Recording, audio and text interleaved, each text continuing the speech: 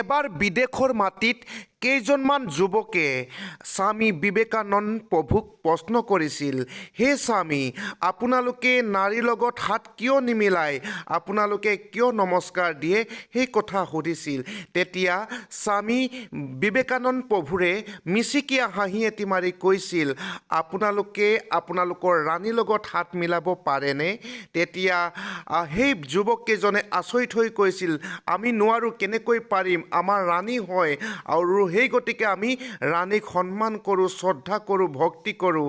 আৰু তেতিয়া স্বামীজীয়ে কৈছিল, আপোনালোকৰ দেশত এগৰাকীয়ে ৰাণী আছে, সেই গতিকে আপোনালোকে শ্ৰদ্ধা কৰে, ভক্তি কৰে আৰু হাত নিমিলায়। কিন্তু আমাৰ দেশত আমাৰ প্ৰত্যেকগৰাকী নাৰীয়ে হৈছে আমাৰ বাবে ৰাণী, আৰু সেই গতিকে আমি ৰাণীৰ লগত হাত নিমিলাওঁ, আমি তেখেতলোকক সন্মান কৰোঁ, ভক্তি কৰোঁ, শ্ৰদ্ধা কৰোঁ।